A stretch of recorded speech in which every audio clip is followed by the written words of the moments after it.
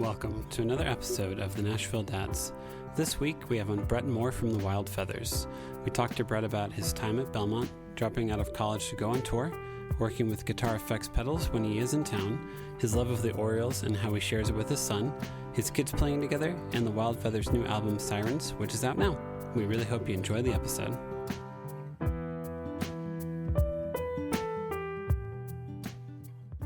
Brett, before you moved to Belmont, did you go to another school prior? So for one semester I went to NYU, like in New York City. Oh, Oh, damn. wow. Okay. Quickly found out that was not my scene. It was cool to like get into NYU. I think that was kind of the thing. And my sister went there and graduated and still lives in New cool. York. So I didn't feel any pressure to follow in her footsteps, but it was already kind of familiar with me. But I think when I finished high school, it was very much like, I think I want to do music. I had some interest in film and things as well. And looking back now, I really should have just taken like a year off to figure out fully what I, should have done. But Yeah. in a roundabout way, I ended up transferring to Belmont and ended up here in Nashville. I guess that was January of 2008. Mm-hmm. So transferred in midway through my freshman year and already had basically a brother to me, Mike Harris, who was, he's also like the ultimate salesman too. Oh, yeah. And so when I was thinking about transferring, probably around this time, this October of 2007, I hit him up because I deferred enrollment, I guess, or whatever at Belmont, and he twisted my arm, and so I transferred in, and he left me. other roommates, Me and John Gottschalk. Johnny G. Johnny And, G, yep. Man, shout out to John Gottschalk. But Wherever he is, I have no idea what he's doing with his life these days, but shout out to you. Yep. So I've heard this Mike Harris guy's name multiple times with multiple people. I believe, like, is he just well known throughout the? Yeah, he's like the Kevin Bacon of our generation of Nashville.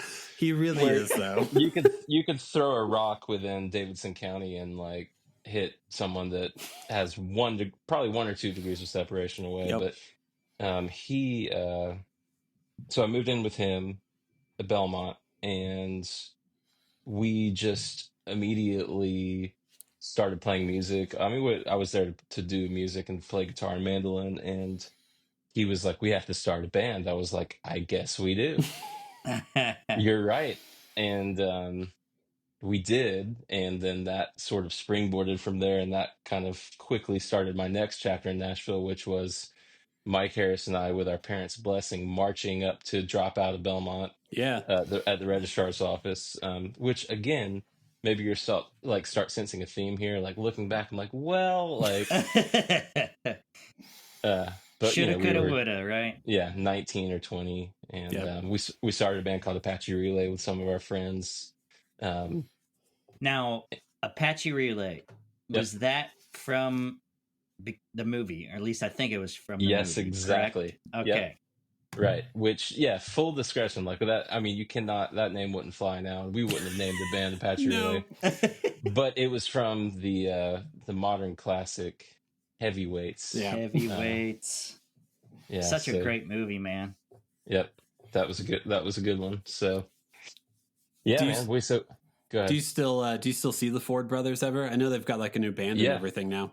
Yep, actually caught up with them earlier this year. Cool. Grabbed coffee with Michael, and Yeah.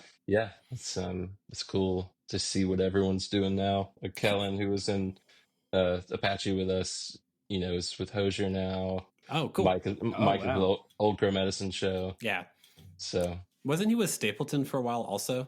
He was. Yep. Yeah. So Mike's doing okay. Yeah, Mike's, and again, everyone knows Mike. So. Exactly, pretty much.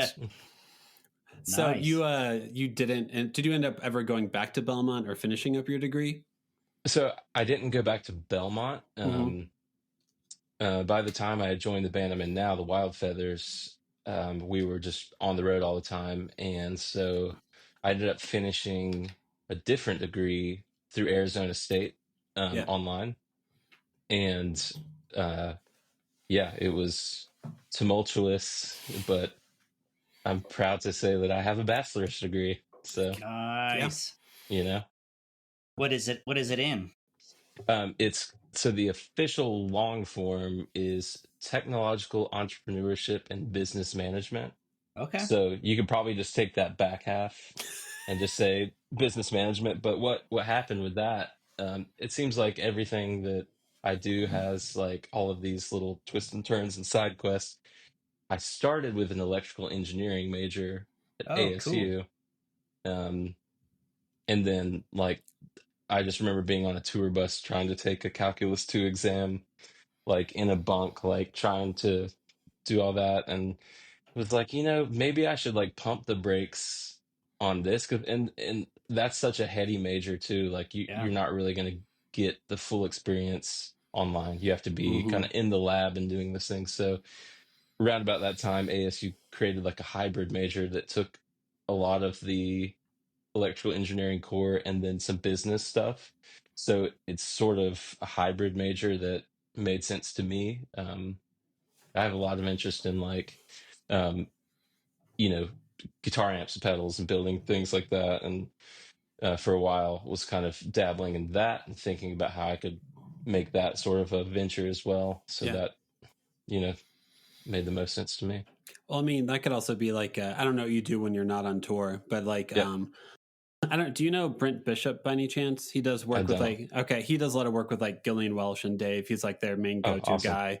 And Love yeah, it. that's pretty much what he does is Dave and Gillian call him up. He just comes Yeah. over, fixes their cables, fixes up stuff for him, and then just Yep. like goes and does other stuff.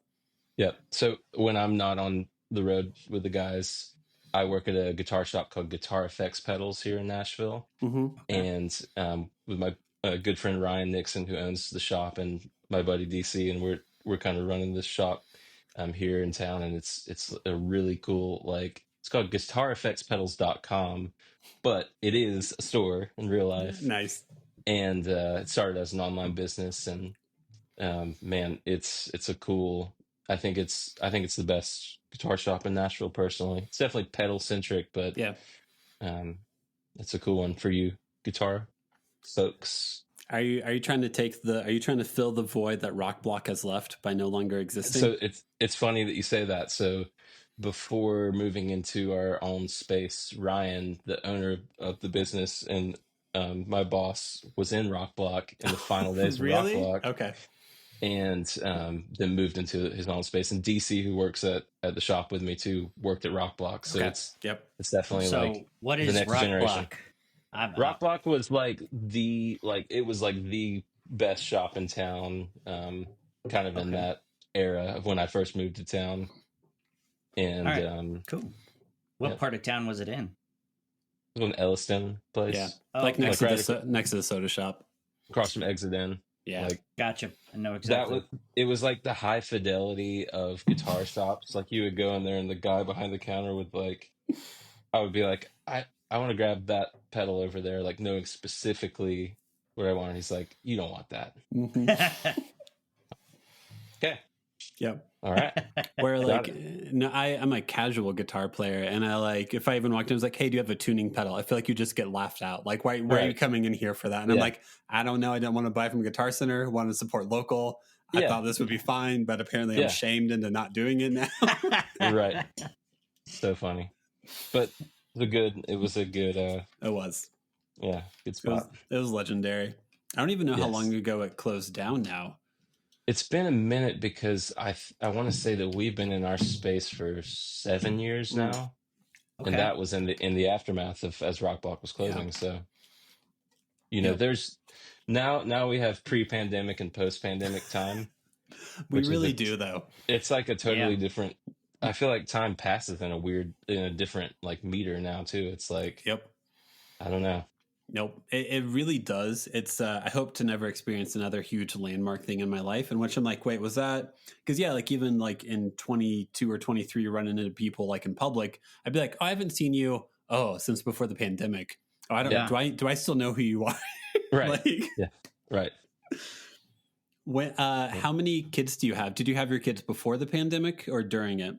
So we have two kids. Our son Henry was born in 2017, Mm-hmm. and then our daughter Caroline was born in 2021. Okay. So either side. Yeah. Yep. What Nice. I feel like having a kid during the pandemic also, we both had kids in 21 also. Yeah. Oh, cool. And yeah, it's just kind of like, it's all like between 20 and 23, realistically. I feel like all of those 3 years is just a really weird haze where I feel like, Devin, what were you like then? And I'm like, hopefully nice to people. That's about Right. all I can really hope for, because there's a lot of things that were uncertain. Right. Yep. Yeah. Yep. So we've got two, and they're 5 years apart, which is for us like the perfect age gap. It's been awesome to see my son like be the bigger brother and just really like harness that role. And he's still very much a kid, so he just has that childlike innocence and loves playing with her. Mm-hmm. But he is also like mature enough that he's helpful, and I mean he's a complete like mini adult at this point, it seems like. That's awesome. So, Yes. yeah. That's awesome. That's what I'm What- really hoping that Ada Yeah, will what do. about y'all? What about y'all like with your kids' ages, like how many and what? So I have a daughter that is 3. She just turned 3 in September. And then I have a baby boy that is due next week. Oh my gosh, So- congratulations. Yeah. Wow. Well, Yeah. man. So Prime time. I'm a little nervous and stressed, but hopefully everything will be all right. Oh, well, It I will mean, be. it'll be awesome, and just to have like a boy and a girl, like having that contrast is Yeah. one of the coolest things, because they're obviously so different, and I mean each kid is so different regardless of boy or girl, and that's been one of the coolest things to see, like, oh wow, like I can like connect with you on this level, and I can connect with you on this level. Yeah. You have a that's lot pretty to cool. look forward to, for sure. Awesome. And I have an 8-year-old daughter, a 6-year-old daughter, and a 3-year-old son. Awesome. Yeah. Cool, man. So Yeah, that's my great. daughter and his son are 5 days apart. 5 days apart. Wow. Yeah. So that was one of the main building blocks to creating this whole podcast. That, and he made delicious Baked goods. baked goods for me. Yep. Love it. That's how you make friends in your 30s. Absolutely. Yep. Here we are. Yep, pretty much. How do you feel like, so if your son, how was starting school for your son? Did he just start like kindergarten this year, or is he like in first grade now? He's 7.5. He has a 7.5, March sorry, yeah. birthday, so he is in second grade. Nice. Oh, wow. I never know how that works. Like you've got a late birthday, you have an early birthday. Yeah. He has a March birthday, so he yeah, I'll never forget. So he was in a preschool forever, and what seems like forever. It was not forever. It was Yeah. a couple years. Maybe 2. Yeah, let's call it 2. And when it was time for him to start kindergarten, the school that he got into is a public school, but you have to lottery into it. Mm-hmm. Oh, And yeah. he did not get into it until a week after that school year had started. And I'll never forget, like, telling him on a Tuesday or something, like, hey, buddy, like, I know you went to your school with all your friends today, but tomorrow you're going to a new school. And I think so much of being a parent is like, I guess, like living vicariously, for me at least. Mm-hmm. And I'll never forget seeing him go into his brand new school, not knowing a soul. And this was also like still kind of a COVID era. So Mm-hmm. we just had to drop him off, and we couldn't go inside the school. Yep. Oh, yeah. And he's a little fella, and he just jumped out of the car and skipped right into school. That is so And cool. there was no tears, no hesitancy. And I just remember picking him up after school with my wife Rachel, and we were like, "How was it?" And he's like, "It was awesome." And I'm like, That's man, so like, awesome. I am like inspired by that. Yeah, Because I had a very similar situation. I mean, I'm lived in this house for a week now, and we Wow, moved from dude, you're Nashville. hitting all the first. Oh yeah, Slow walked, and he just turned 40 also. Yeah, so. I just turned 40 as well. Wow, But new decade, new Justin. Knocking it all out. Yep. That's right. But we moved from Nashville, South Nashville, to Murfreesboro, downtown Murfreesboro, and we had to start her in a new school. Yep. Same situation for me. It was almost like my first day of school. I was like freaking out. I was like, man, this feels so weird. Yeah. And she was perfectly fine. Yep. Perfectly fine. Went and played with the kids. I picked her up and I said, "Did you have a good day?" She said, "I play with new friends." Oh, love it. Yes. That's it. Awesome. Man. And it What more felt could you ask for? so good. It was like a win. I'll take it. Absolutely. And I look at that kind of stuff and I'm like, man, why can't I be like that? Like, I'm just like, I'm like so introverted and like just socially awkward and everything and just constantly overthinking things. Yeah. And it's like, I just love, and that's like the innocence of childhood too. That's just so, they don't it's worth like just keeping that so pure, you know? I kind of want to bring back with like adult friendship, having your biggest connection point being your favorite color. Like, what if we just brought that back? Being like, hey, do you like blue? Cool. Right. Let's talk. Let's hang out for like the next 20 years. We've made it so complicated. We've made it so hard for ourselves. It's like, you know. I mean, so, if you think of like most of your like high school friendships, it's like, why are you friends with that person? I know we both played a lot of Tony Hawk Pro Skater. And what are you doing now? We're still best friends. Right. There you go. Absolutely. Tony Hawk. Nice.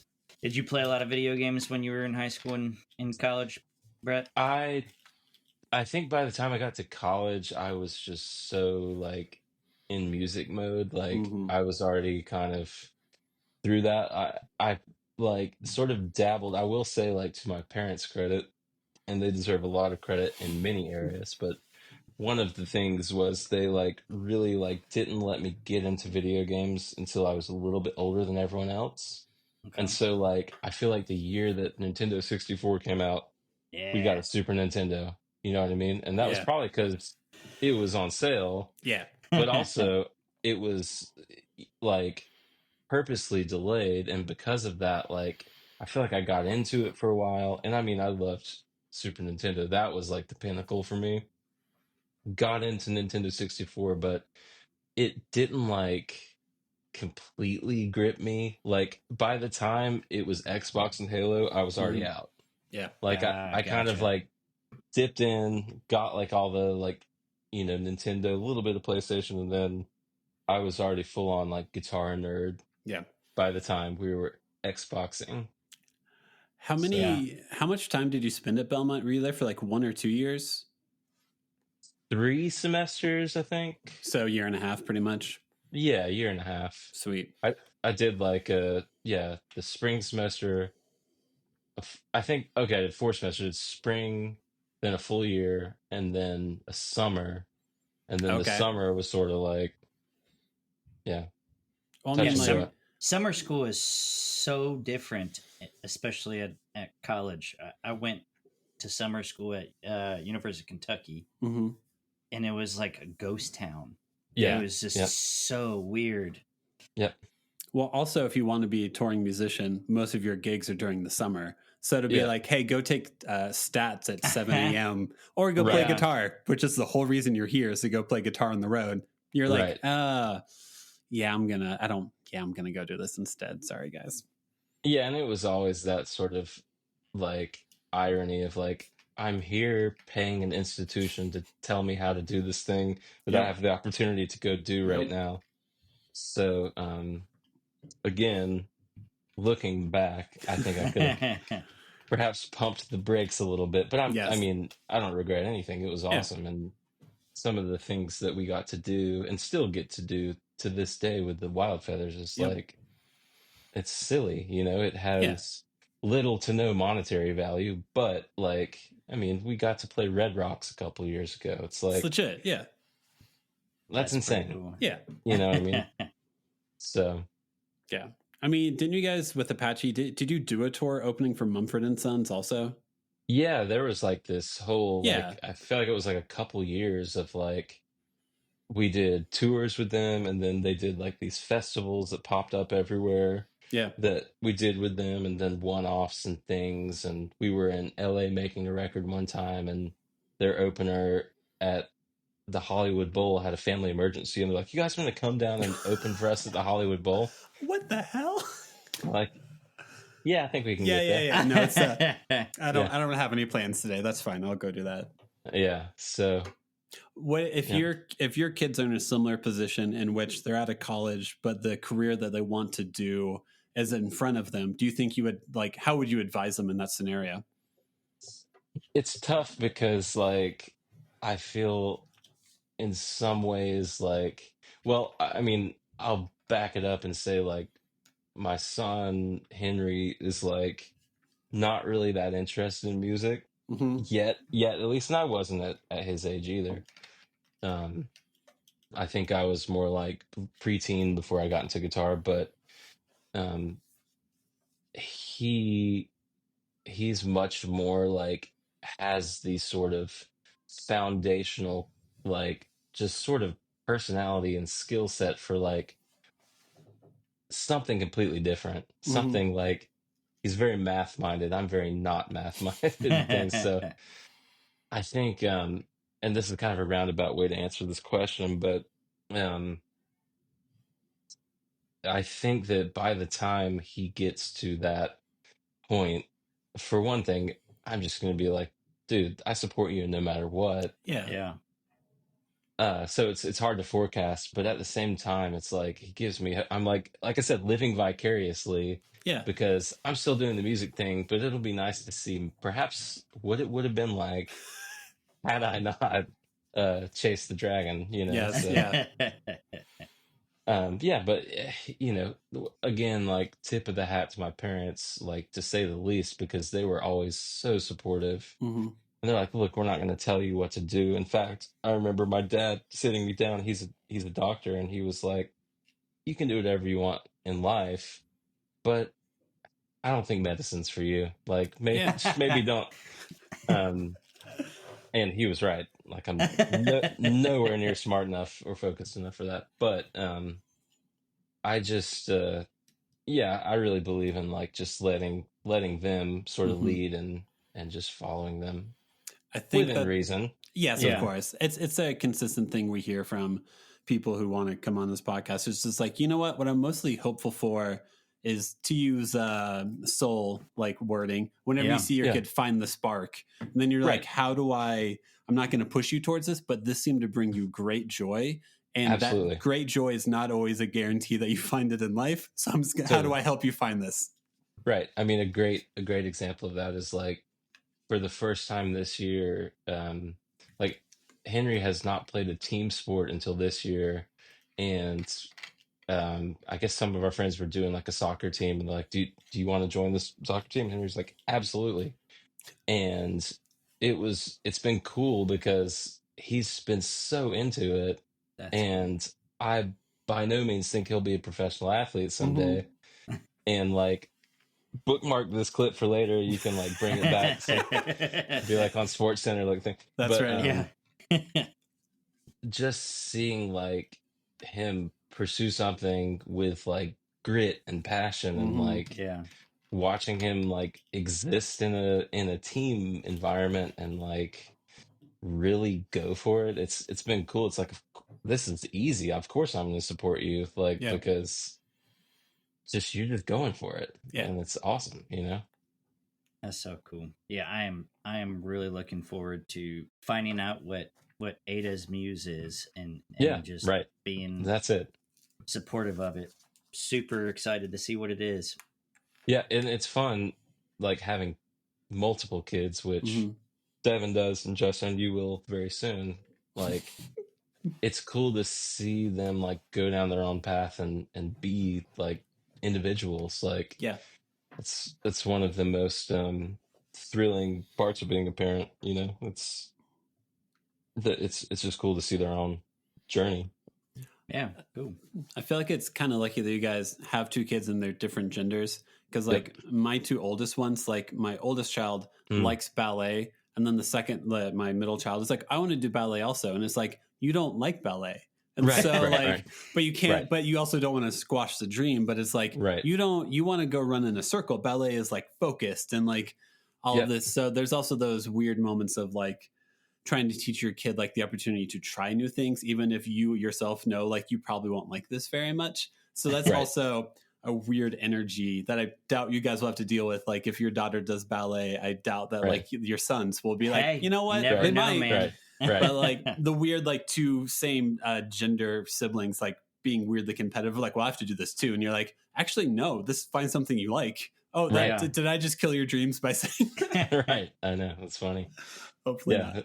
Yeah, it's funny now. Like Caroline she's just about to be 2.5, and like she's definitely in the sort of like wants to do everything her older brother is doing now. So she's it's funny like on that same tip to see how that's unfolding. You know. Yes. What? Give us some examples. What's something that Henry does where you look at Caroline and you're like, you're too little. You can't do this, buddy.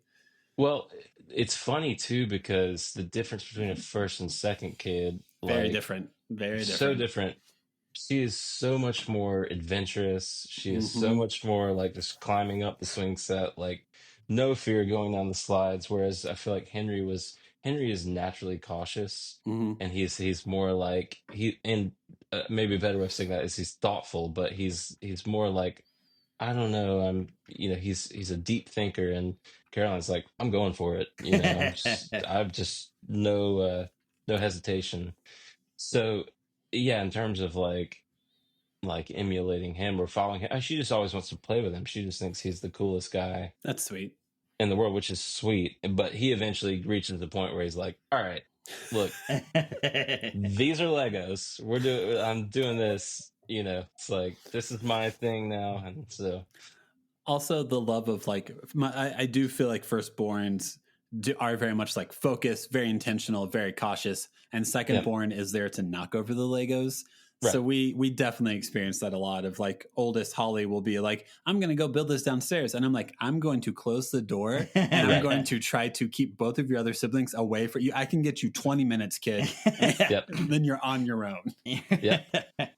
That's it, man. So yeah, we're kind of in the throes of that right now, but it's a good thing. And again, like I said, the 5-year boy and girl age gap, it's been awesome. Like we're loving life right now. But it's all in. It's like there's no it's a full-time gig.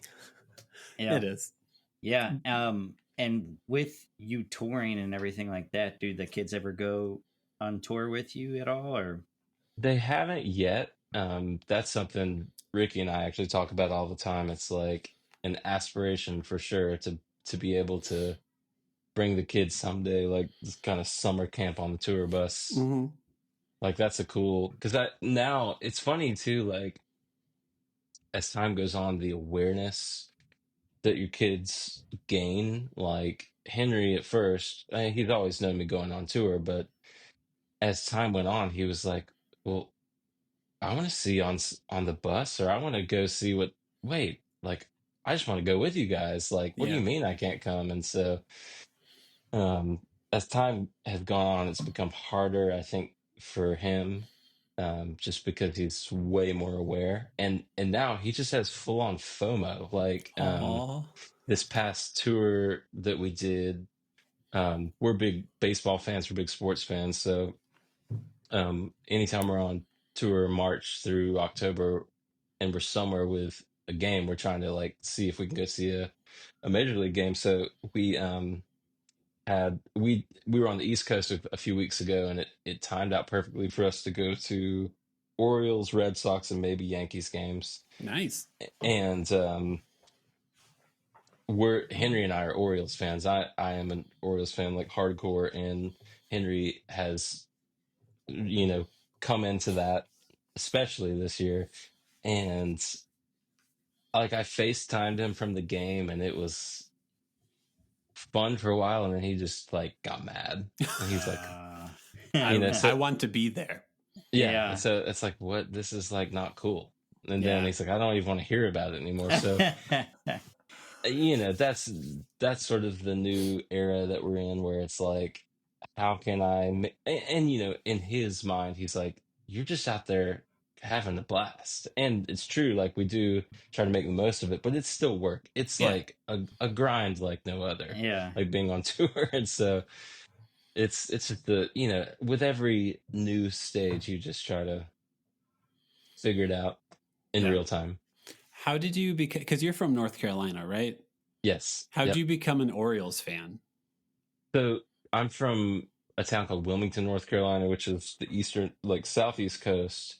Um, and my dad is a lifelong Orioles fan, Okay. and they're really the sort of mid-Atlantic East Coast team. So it's Okay. like the state of North Carolina, because they don't have a team, is kind of cut in half. And if you're from the western side of the state, you're pretty much a Braves fan.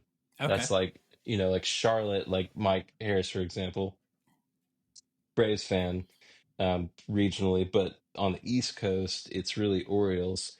And my dad, like I said, has been a lifelong fan since the 60s. And we grew up every summer just going to games. Cool. And that just kind of became like a nostalgia driven thing. And I got really back into it being on tour. Probably 2015 is really when I got back into it. And because there's just always a game. Yeah. It's like if you're, March through October, hopefully October, March through September, it's like, Yeah. you're just like, I'm in Nebraska and I'm just streaming a game, Yeah. So yeah, that's really how. Do you feel like there's many things from North Carolina you want to pass on to your kids, such as, Cheerwine, mustard-based barbecue, things like that? Yeah, that's funny. Yeah, we we love going back and visiting, and that we've had some really, really good trips going back and visiting. It's funny though too. It's like at this point, Nashville just really feels like home. Yeah. I've spent a really solid chunk of my adult life here now. It's like, Yep. it just feels like this is as much home as any. And my wife, Rachel, is from here. So, Okay. Oh, cool. we had that going on too. So, Nice. What's your wife do for a living? she is a photographer. Cool. Oh, cool. Yeah, she is an extremely talented photographer. She kind of focuses on families, portraits, does weddings as well. But she has been doing it now for well over a decade. I mean, since we met, really, like we met at Belmont. Okay. And it was funny cool. because it was the only semester that we were both at Belmont. That is really weird. I transferred in, she was transferring out right after that. Yeah. And we met in like the basic math class that people that don't want to take math and just want to fulfill the requirement, like mathematical inquiry or something like that. Yeah, it was just like, look, just get this done. This is only for a gen ed credit, and that's the only reason I'm here. And because I had transferred in so late, my pickings for classes were so slim. They were just like, you could go ahead and knock out your math requirement. I was like, yes, I will. Yeah, because all your I still remember being like a sophomore and having to have like upperclassmen sign up for the audio classes and then drop them so I could sign up for them because it was just hard to get into them. So yeah, you never stood a chance. Right. So yeah, we met in that class, and the rest is history, as they say. Here you are. Now, it is weird to Justin also moved to Nashville in 2008, and it is weird to look up and be like, oh, I've been here for, oh God, this is a long time now. Yeah. So when did you end up here? 2006. Harris and I lived in the same freshman dorm also. Okay. He lived below me. I will distinctly remember hearing him play the Star Spangled Banner just at all times, just super loud for whatever reason. And then wondering if he was wearing pants or not. So if I could walk in there and ask him to turn it down a little bit, you just never. Yeah. Who is this guy that would wear? If he ever has a kid, don't worry, we'll have him on. His personality is as big as you imagine, Justin. Okay. In the very best way. In the best way, yes.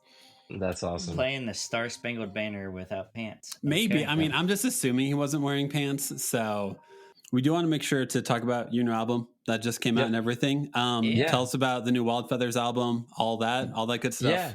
Yeah. Thank you so much. So we just put out a new record on October 4th. It's called Sirens, and we made it last year with Shooter Jennings out in Los Angeles. It's pretty cool.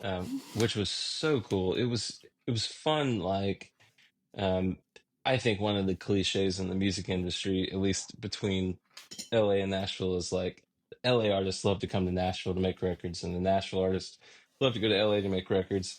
And it makes no sense because we all have really great professional recording studios with really talented engineers and producers. But I think for us, all being dads, and all of us are dads, we all have kids, we all have home lives and everything.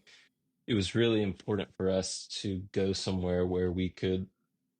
I mean, we lived in an Airbnb together, the five of us, and just got to fully immerse ourselves in the process. And it I think it turned out really great, and it was so fun to work with Shooter, just in a different environment, just different mindset, different headspace. It was different than any other record we have made before because I feel like in the past, and there were a couple records that were pre my involvement, but in the we've made a few since I've been in the band, and in the past, like, songs are heavily demoed, and songs like are really kind of fleshed out before you go record it. And then you just end up playing this beat the demo game, and you're so married to the sound of the demo at that point. It's like it's hard to fully detach from it. Yeah. And this time it was weird because we just really had like a glorified business week to go in there and uh lay down the songs, many of which, like, we had a few of us played together, or we jammed one time, or it was a leftover jam from soundcheck, but we hadn't really sat down and played. And so what ended up inspiring was, and we recorded the record live with pretty minimal overdubs. That's cool. And so what ended up happening was kind of like just the first few takes of each song of us just reacting to. I mean, we all generally knew the songs and had access to the demos because the way that the band works is like Ricky and Joel write a song, Ricky, Joel, and Taylor write a song, Taylor write a song. The five of us will all jam a song and write a song. But the record that you hear is very much like the true first time we all played all of those songs. That's cool. And it was cool to be in there with a guy like Shooter because he is very much like the sixth Beatle. He's like it's very easy for him to just assimilate and make you feel good about what you're doing, but not be afraid to, like, be honest too. And it was just a nice. I feel like we're confident. I mean, I know that we're confident enough as a band at this point. We kind of know what we're doing, whether or not that's a good thing, but we know what the Wild Feathers thing is. And so we don't really need like a heavy-handed, like, let's tear it all down, and the bridge is the chorus, like, I don't know. Well, it's really funny because, like, whenever you're a band, you want to have a certain sound, and then you work really hard to have a certain sound, and then some people will be like, you need to deconstruct your sound, and you're like, I just spent like 10 years working on this sound, man. I would rather just like I like your gut. Yeah, I like the National a lot, and I feel like when they release a new album, they'll always be like, "Oh, they didn't change enough from album to album," and I'm like, they spent 20 years to get to this point. Like, just let them work in this groove; they'll be fine. Like, they'll be fine. Right? Yeah. If you're not in the mood for that, like, why are you even shopping at that store? Turn it off. So, as an older music listener, that's how I feel listening to a band. It's like, oh, they found their groove. They know what they like, and they are just trying to explore that groove as much as they can. Yep. And now for me, it's like, I think I was talking to my dad about it when the record came out. a couple weeks ago, and he was saying something about the songs, and I was like, honestly, like I'm already just. I tried to listen to it on the day it came out. I'm like, I'm over this, man. Yeah. Like, which is a terrible sales. It's an awesome record. Y'all should It's go a check it great out. sales pitch, Brett. But I think just as an artist or whatever, I'm already like ready to be making the next one. Yeah. Um, and now you have to go. Now you have to go tour the album for like 6 months and hear the right, songs.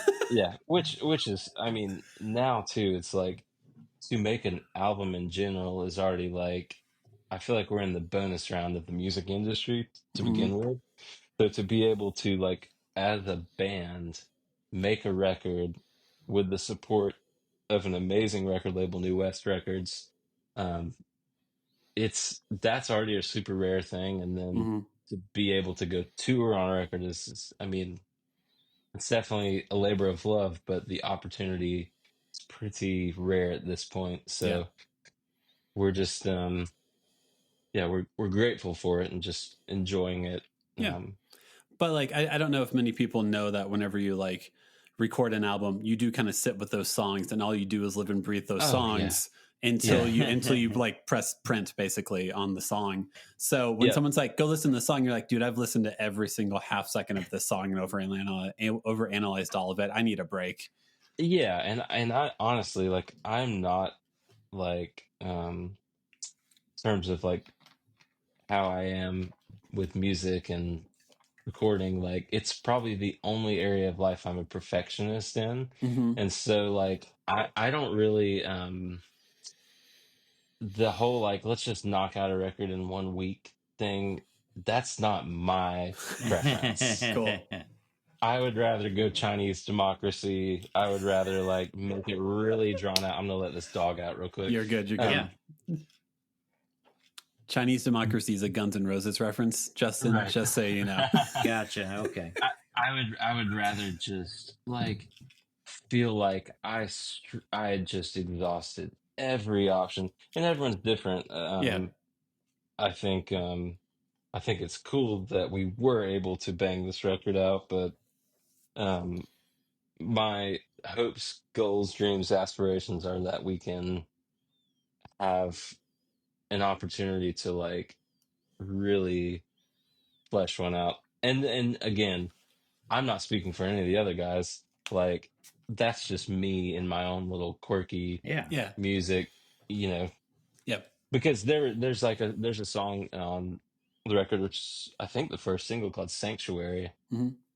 And we recorded that song on the first day I think we were tracking, and then we weren't happy with the guitar, like the lead guitar, and so I just the sound of it, and so I overdubbed it on the final day, kind of just quickly on a different sound, a smaller amp, and just a different thing. And I did like a couple takes, and they're like, "Okay, cool, we got it." And I was like, "Which one?" We did.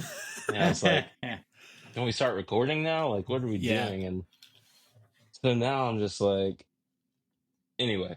I can't really. It's also like watching old home movies too. Like I can't really like listen to the sound of your voice. I don't know. Yep, that's weird. How I am with this podcast. It's like I'm not. Yeah, I can't hear my voice. Yeah. No. I hate hearing my voice. As soon as I hear it, I'm like, nope, turn it off. Yeah. So I trust Devin to make sure all the stupid shit that I say is taken out, or just on repeat throughout the entire episode. One of the two. Right. Brett, do you get much like performance paralysis in the studio? Like if you have perfectionist tendencies, whenever it's like, hey man, let's do the solo, do you get inside your own head, or are you pretty well practiced that you're able to do it? No, I mean, that's when I really feel like I can like do my thing. Okay. Cool.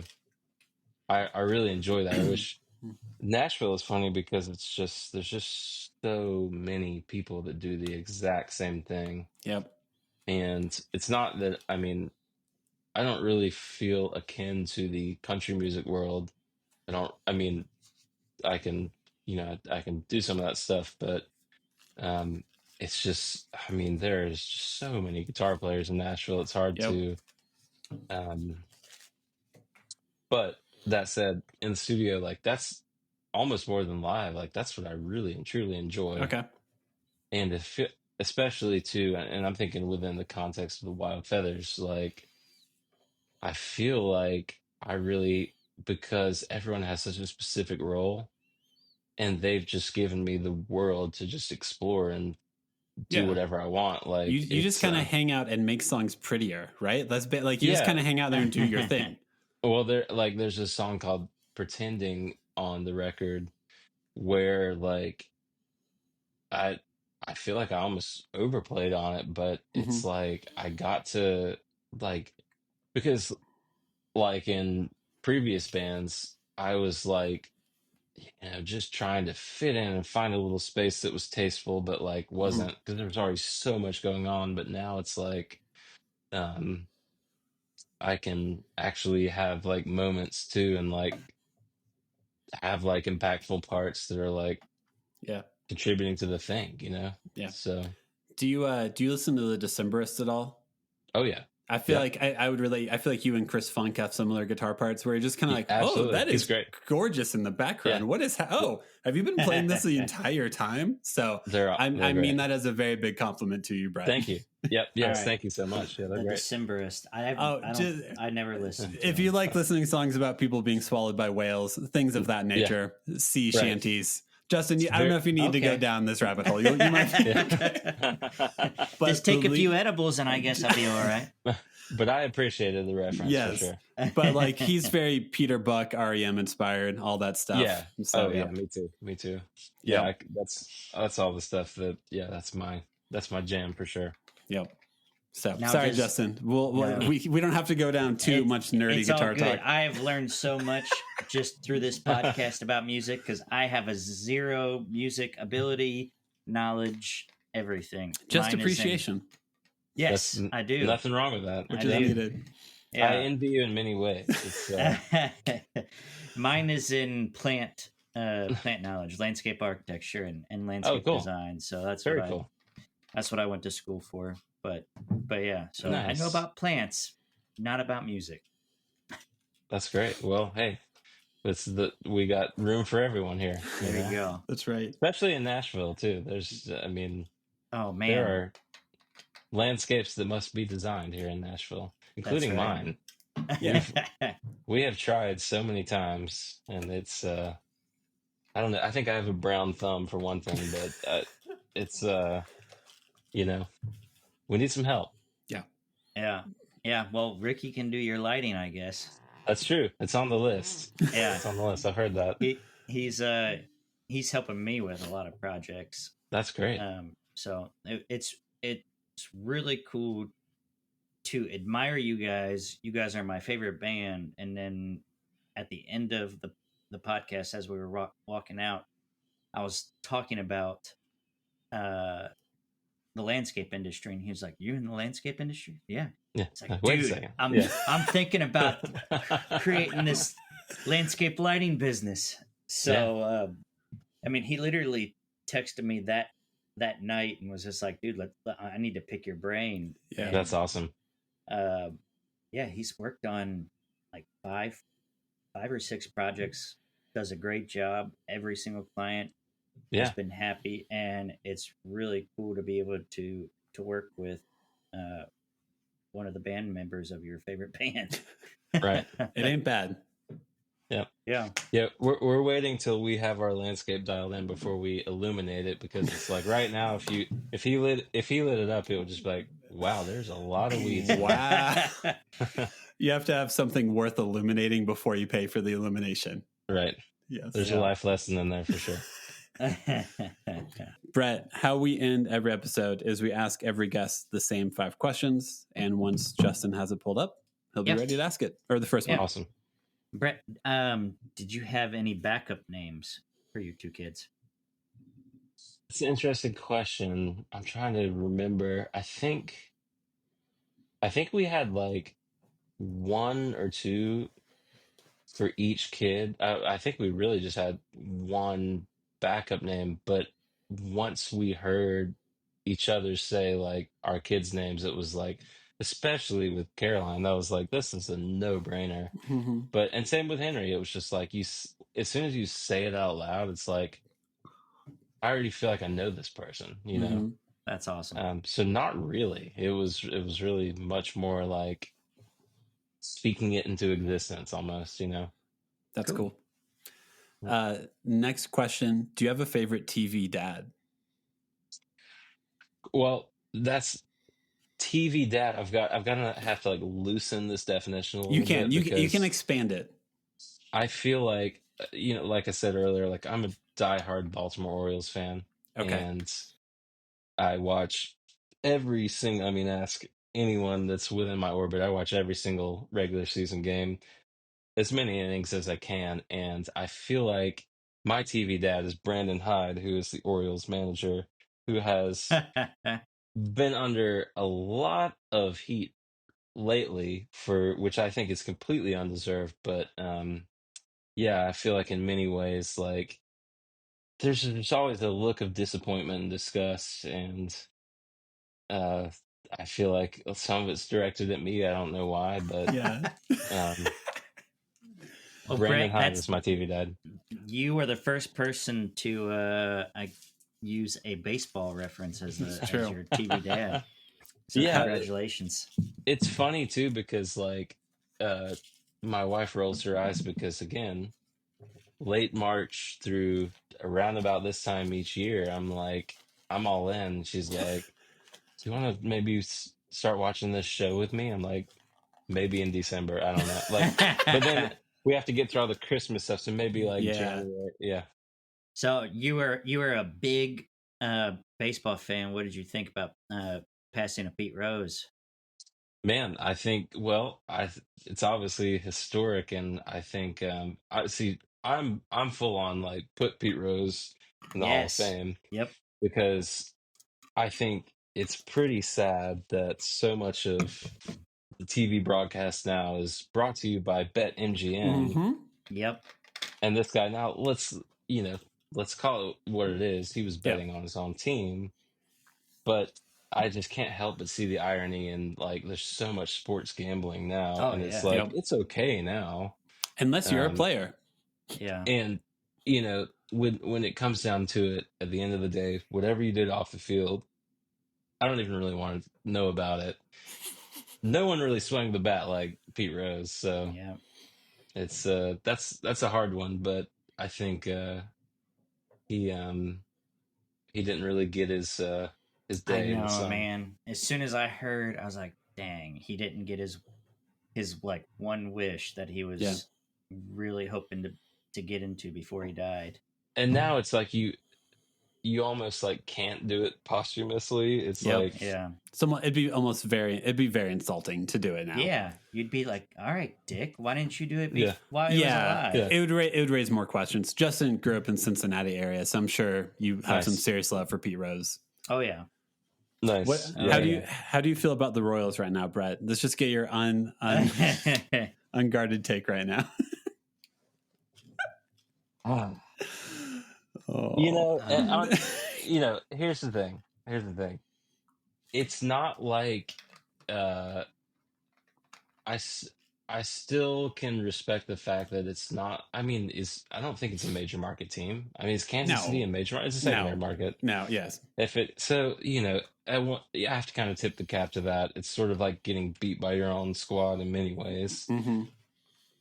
To me, it's like in all things in life, I'm always rooting for the underdog, and I think that's what makes pulling for a team like the Orioles even easier, because it's like the odds are stacked against them. They don't have the budget, they don't have the market, they don't have whatever. And so to me, it's like, you know, if we're gonna get beat by a team, it's fine that it's the Kansas City Royals, but if it's the Yankees, like, I'm not gonna let that one go.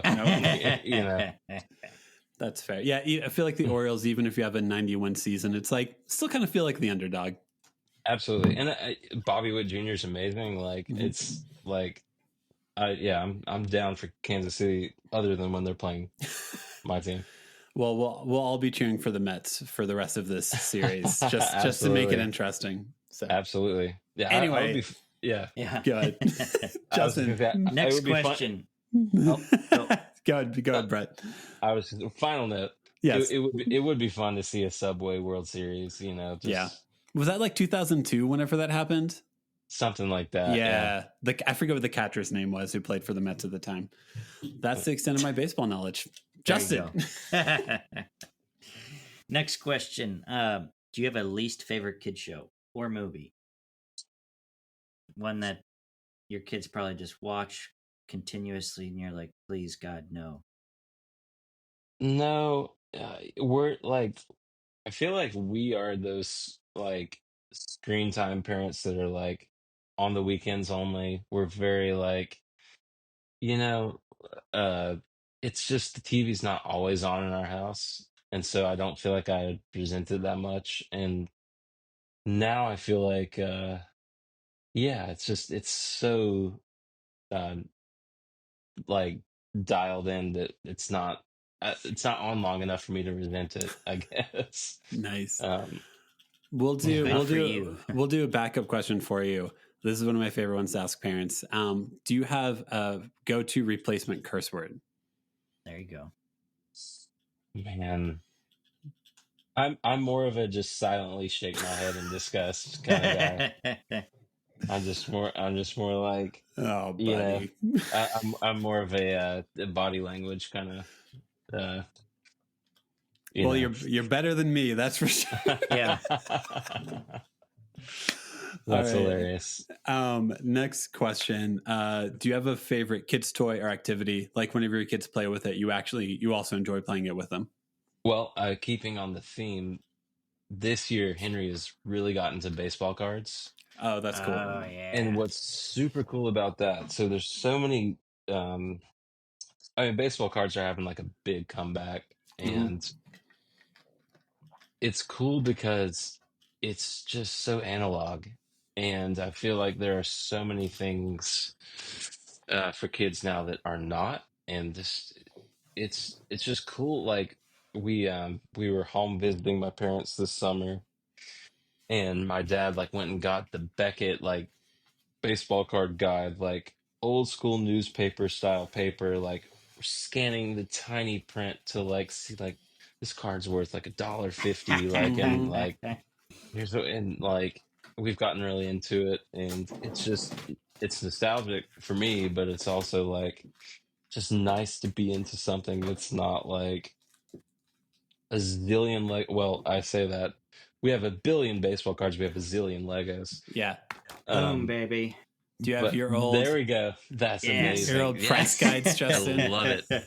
That's Yeah. so cool. Through the move, I found my chest of all my baseball cards. I have baseball, basketball, football, and comic book cards. And Yes, yep. yeah, so it's It's pretty fun, man. nostalgic. Yeah. It's fun now too because it's like, so this year, like I said, like Henry really like it clicked, like the whole season kind of clicked with him more.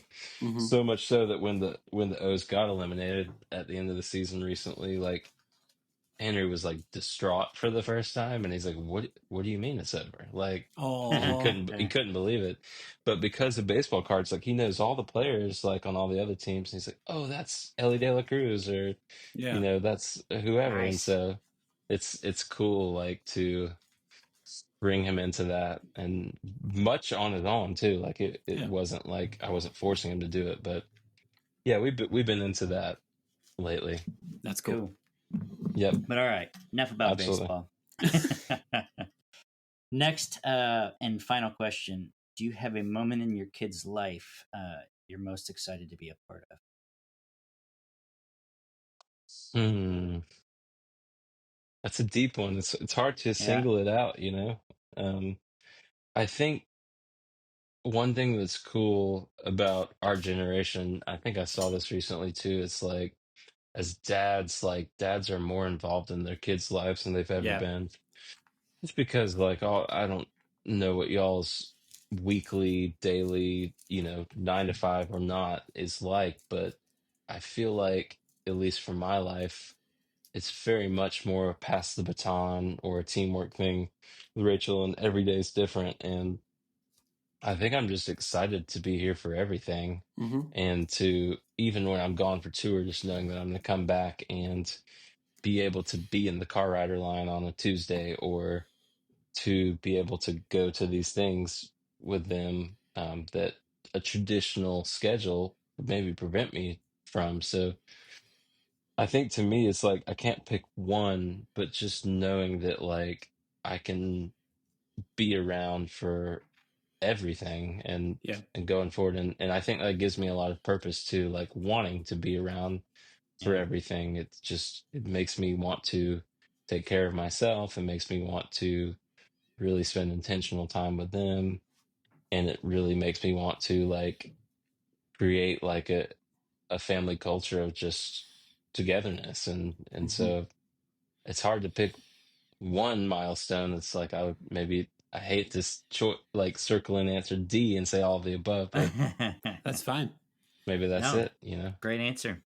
Well, and it's fun, like you were saying earlier too, to see like, you know, what muse like they follow. Like I think to me, I kind of, well, I know what I am at this point, and I love the element of surprise, and just it's going to be fun to watch their lives unfold and see who they become, because I see even like just in, you know, whether we're, you know, just at church or just at school or anything like that, and just see how my kids interacting with other people, and just watching like them like make other people laugh, or Mhm. um have grown up conversations. It's like it's going to be fun to watch that grow even more, you know. Yeah. Yeah.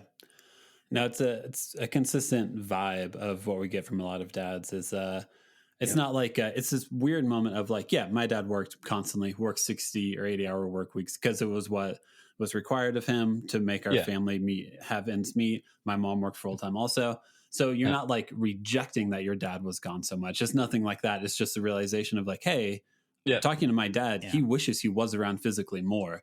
And if right, you have the ability to be around physically more, you are yeah, almost more in tune with like it's a gift, I guess, for lack of a better, for the ultimate cheesy Yeah. way to put it.